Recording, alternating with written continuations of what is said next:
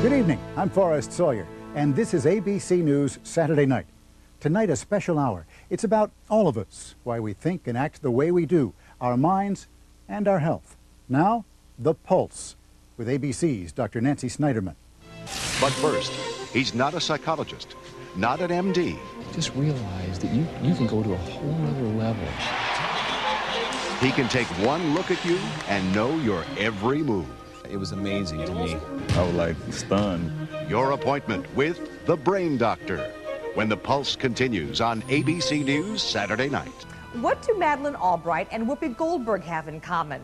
According to the man you're about to meet, a lot. He practices something called brain typing, and he says the brains of the Secretary of State and the comedian are very similar in the way they operate. But what does that actually mean, and how did he figure that out? We're going to let the Brain Doctor tell you. As Tom Foreman explains, a lot of important people are paying big bucks for his information. 21 left. Double team on Askew. He drives down the middle to Wallace. Blocked by Roberts. It is a hot night for basketball in Phoenix. He hit it. The Suns and the Portland Trailblazers are storming the court.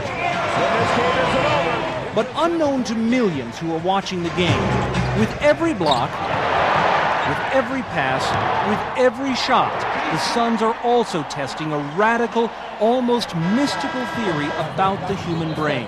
A theory that came from this quiet man seated behind their bench. I was thinking of your whole game, trying to go from the front to the back. Back to the front. Yeah, the back to the front. When the Suns practice, the basketball talk can sound, well, strange.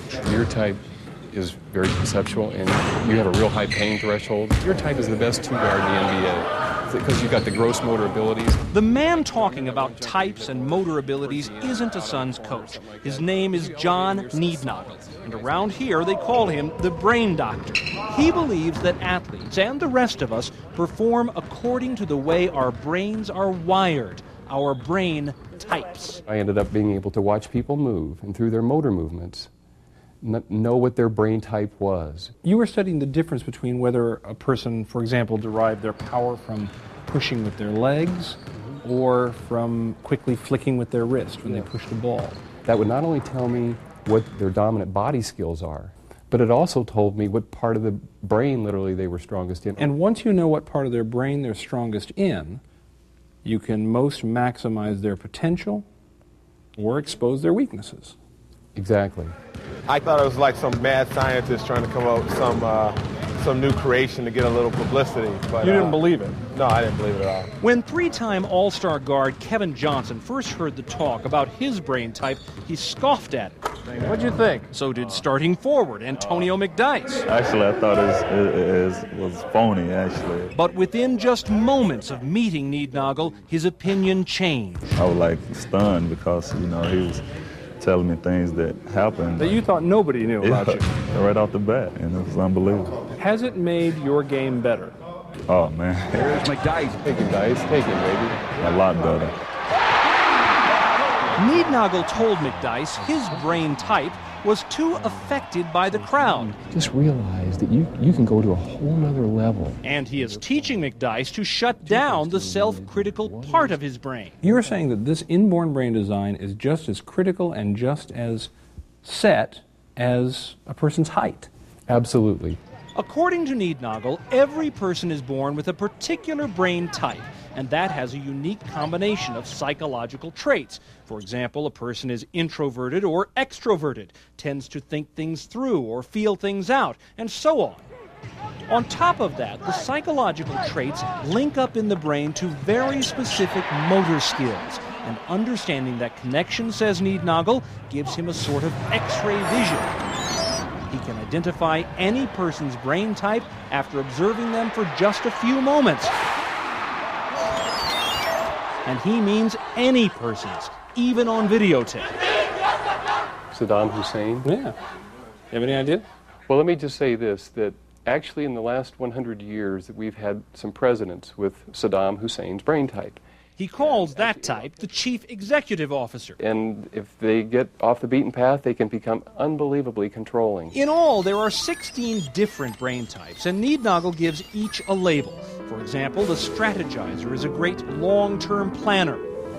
I always wanted to be a sportscaster. Niednagel says Henry Kissinger is a strategizer. And Henry Kissinger! Incredibly, he says, so is Robin Williams. Well, actually, they do have the same inborn wiring, Even though their personalities are wildly different. based on their environment. Environment plays a major role in who we are, but the inborn wiring, the brain type, does not change. That's indelible. How valuable is this kind of information? Just ask the head coach of the Suns, Danny Ainge. 2 years ago, the Suns signed the brain doctor to an exclusive 3-year contract. They are betting a lot of money he knows what he is talking about. He'd call me before a player ever became famous and said, keep an eye on this player. He's wired perfectly. He might be getting traded. And over time, you would see these predictions come true. Absolutely. 50 to 60 times this would happen. One of those predictions led the Suns to acquire a little-noticed Miami player named Rex Chapman. 15.9 seconds to go, and we're tied. A few weeks ago, we were there when, in the last few seconds, 6 seconds. 5. Chapman made an off-balance fadeaway jump shot to conquer the Sacramento Kings. The shot up. He got it! He got it with 1.8 seconds. According to Ainge, giving Chapman the ball that night was a no-brainer because of his brain type.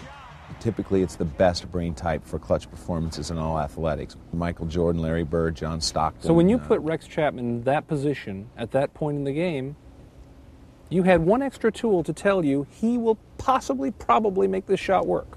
Well, you know, last night's game was the 30th time he's made the shot work. He's not making this up.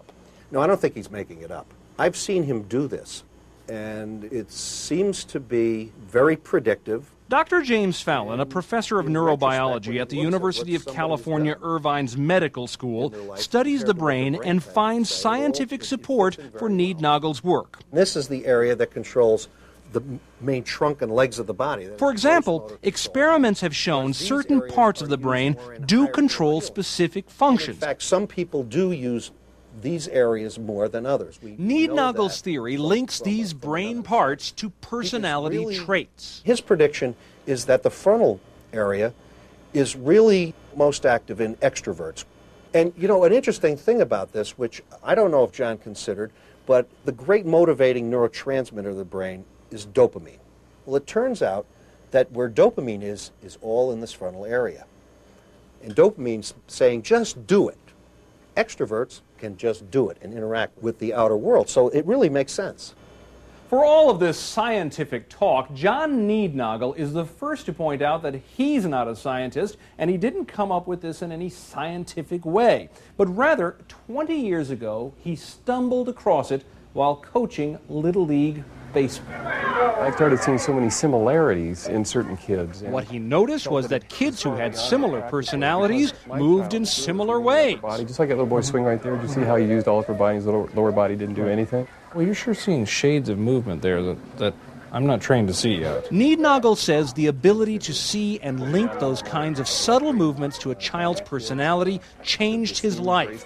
He became obsessed. I just couldn't shut my brain off on this. He quit his job in the commodities business, went to medical libraries and researched full-time, and as his understanding of the brain deepened, the trophies began piling up. And each year I became more successful because I understood it better. Niednagel wrote a book, Word Spread. He worked with a championship golfer, a diver who's thought to have Olympic potential, professional baseball, basketball, and football teams. It is caught up in the 46 by Dawson. These days, Niednagel is writing a second book that takes brain typing out of the sports arena and into the real world. Great to meet you. I'm John. He consults with families, and he believes brain typing can be used for anything, to find love or even to catch a serial killer. It's like the iceberg. The majority of it is still beneath the water. But just what we know now is enough to blow my mind away. It's enough to give me all that I can handle. Phoenix selects Garrison Hurst. Especially over the next few weeks. The Seattle Seahawks select Rick Meyer. Niednagel is advising teams for the upcoming NFL draft. Manning is back. This year's two top prospects are college quarterbacks Payton Manning Touchdown! and Ryan Leaf. Both will get multi-million-dollar contracts, but according to Niednagel, only one of them has the right brain type to be a star in the NFL. So between Leaf and Manning, who's going to be the star? Well, I'm sworn to secrecy on that one, Nancy, so I have to keep that quiet at this time. So you know we're going to be watching you. Yes, unfortunately, I know that. Well, a couple of days ago, you watched me play tennis. Based on what you saw, what can you tell me about my personality? Well, I could tell from your motor movements that you were the CEO or presidential type, which is a very energetic person, creative, logical, and structured, and that you like to be in control of your life and surroundings around you. And you can tell that based on watching me play tennis? I can.